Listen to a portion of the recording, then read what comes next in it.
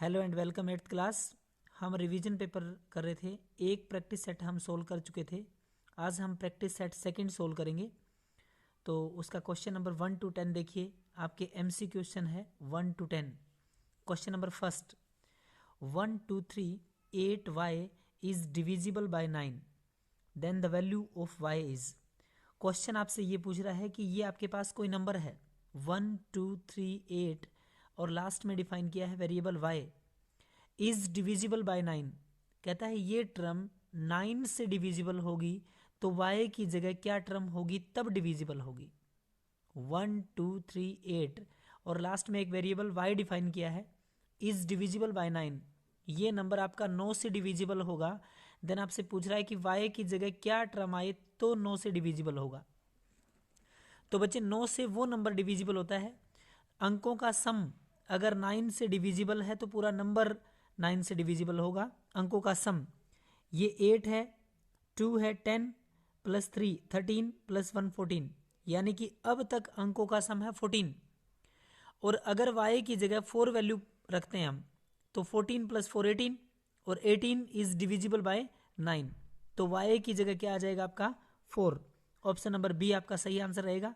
y की जगह अगर आप 4 रखते हैं तो सभी अंकों का जो सम आएगा वो आएगा 18 and 18 is divide by 9। Clear.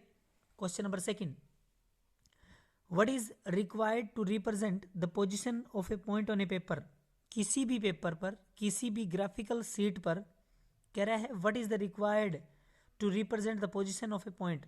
एक पॉइंट की पोजीशन के लिए आपके पास क्या चाहिए, x and y. Option number C, x y both coordinate. X coordinate से काम नहीं चलेगा, वाई से नहीं चलेगा।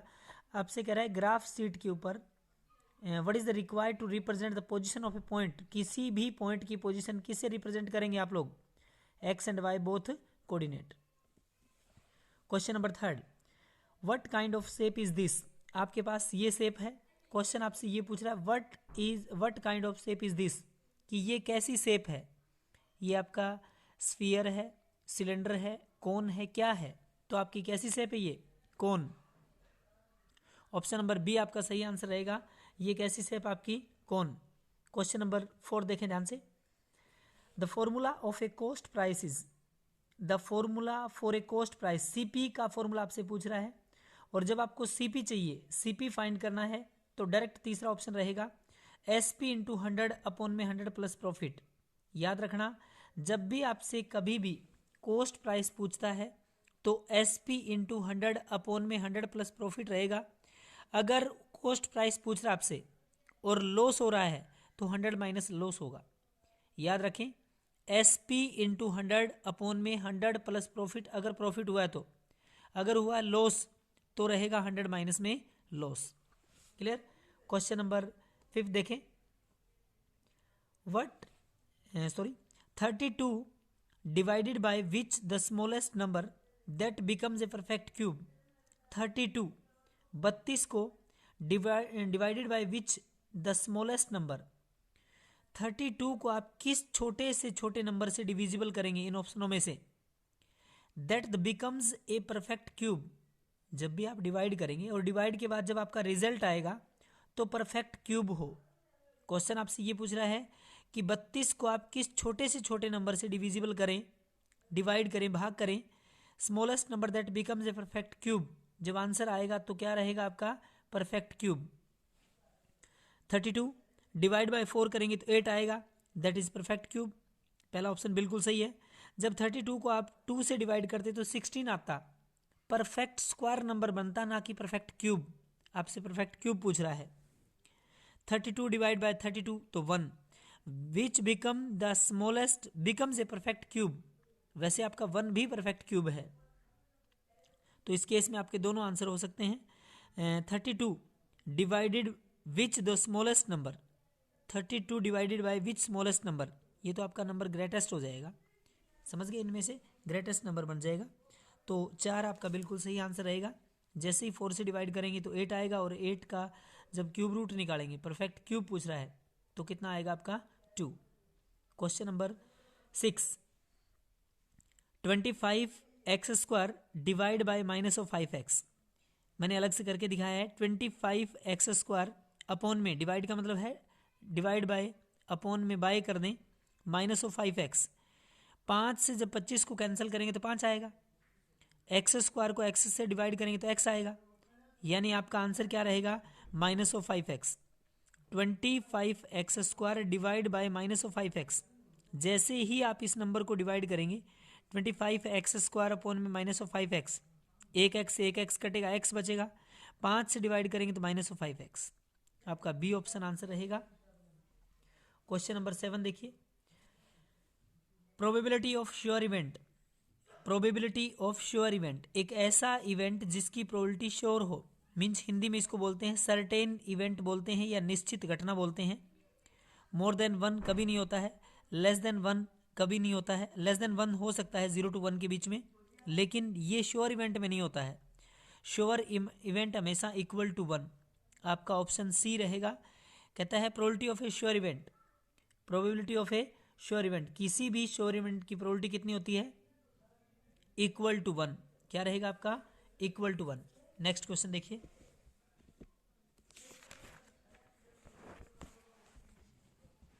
क्वेश्चन नंबर 8 है आपका, व्हाट इज नीडेड। क्वेश्चन आपसे पूछ रहा है what is needed to make a quadrilateral. Quadrilateral बनाने के लिए what is needed to make a quadrilateral, quadrilateral के लिए क्या क्या चीज़ें आपको चाहिए। तो कहता है 1 एंगल एंड 4 साइड, कोई ज़रूरी नहीं है। 4 एंगल एंड 1 साइड, कोई ज़रूरी नहीं है। 4 साइड्स, कोई ज़रूरी नहीं, मतलब नन ऑफ दिस। क्वाड्रेटियल के लिए कोई भी कंडीशंस आपकी ज़रूरी नहीं है इनमें से, तो नन ऑफ दिस।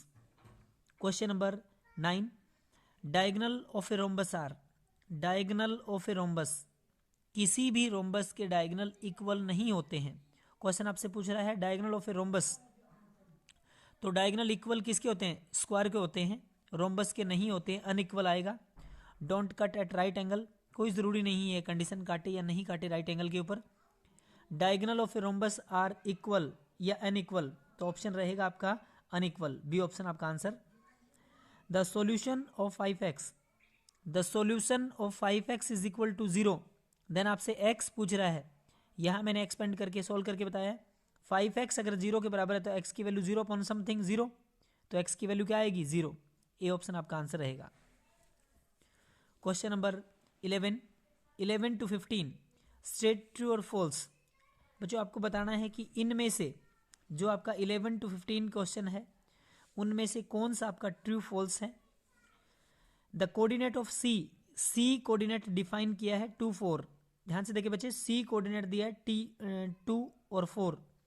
इसका मतलब ध्यान से देखें, x की वैल्यू 2 है, y आपका 4 है। याद रखें x की वैल्यू 2 है, y आपका 4 है। एक बार ग्राफ के ऊपर आए, इधर जहां c दिया है 1 2, 1 और 2, इधर से 1 2 3 4 4, x की वैल्यू 4 है और y 2 है। जबकि हमारे को क्या दिया है, आपको क्या दिया है पेपर में, c कोऑर्डिनेट 2 एंड 4, x की वैल्यू 2, y की वैल्यू 4। बट c रियल में ये नहीं है, c रियल में क्या है 4 और 2, 2 और 4 नहीं है। यहाँ x की वैल्यू 2 है, y 4 है, लेकिन रियल में c क्या है, x की वैल्यू 4 है, y 2 है। तो इसका मतलब क्या रहेगा false. Question number 12, sum of a digit of a number is divisible by 3। Sum of a digit of a number, कोई भी नंबर आपके पास रहा होगा, आपने उसका सम किया, इज डिविजिबल बाय 3, उसका सम 3 से डिविजिबल हो रहा है। 1 8 18 ले लिया, सपोज करिए 1 8 18, ये आप यूँ मान लीजिए 1 और 5 ले लिया, 1 5 15, समझ रहे हो, 1 5 15 ले लिया, दोनों का सम 3 से डिवाइड हो रहा है। इज ऑलवेज डिविजिबल बाय 9, कोई ज़रूरी नहीं है, काफ़ी अच्छा सम है। The sum of a digit of a number is divisible by 3। अगर sum of a digit of a number, किसी नंबर के डिजिट का सम अगर 3 से डिवाइड होता है तो कहता है ऑलवेज, हमेशा 9 से भी डिवाइड होता है। नो, कोई ज़रूरी नहीं है। जब 9 से होगा तो 3 से होगा, 3 वाला 9 से हो ये कोई ज़रूरी नहीं है, तो false. a plus b into a minus b is equal to a square plus में बी स्क्वायर, नहीं होता बच्चे ऐसा। इधर मैंने मेंशन किया है a प्लस में b, a plus b into a minus b a square minus b square होता है, ना कि a square plus b square. तो ये भी क्या रहेगा, false. Question number 4, a line is a 2 dimensional figure. कोई भी लाइन 2 डायमेंशनल फिगर होता है, नहीं होता है। लाइन एक स्ट्रेट लाइन है, ना 2 डायमेंशनल ना आपका 3 डायमेंशनल है, सिंपल स्ट्रेट लाइन है। A line is 2 dimensional, no, false. Question number 15, the coordinate of Y axis is. बच्चे हमेशा याद रखें, बहुत इंपॉर्टेंट है, वाई एक्सिस पे कभी भी कोऑर्डिनेट आपसे पूछे एग्जाम में, the coordinate of a y axis, y axis के ऊपर 0 और y होता है, मींस जिस एक्सिस के ऊपर होता है उसकी वैल्यू और दूसरा 0। वाई एक्सिस पे कोऑर्डिनेट याद रखना 0 और y, और x एक्सिस पे कोऑर्डिनेट याद रखेंगे x और 0। क्लियर यहां तक बात। कोऑर्डिनेट ऑफ वाई एक्सिस, एक बार रिपीट कर रहा हूं, coordinate of a y axis, y axis के ऊपर कोऑर्डिनेट 0 और y होता है। और बच्चे याद रखें x एक्सिस के ऊपर, किसके ऊपर, x एक्सिस के ऊपर जो कोऑर्डिनेट होता है आपका, x की वैल्यू x और y क्या होता है, 0। क्लियर यहां तक। तो आपसे पूछ रहा है coordinate of y axis, y axis का कोऑर्डिनेट 0 y नहीं होगा, y एक्सिस का कोऑर्डिनेट 0 और y होता है, x एक्सिस का x और 0 होता है, तो आपका फॉल्स रहेगा। 1 to 15 बच्चे बहुत अच्छे से क्वेश्चंस आप समझ के करेंगे। 1 से लेके 10 क्वेश्चंस तक MCQ फॉर्म है, और 11 to 15 आपके ट्रू फॉल्स है। बहुत अच्छे से समझ के करें बच्चे। Thank you class.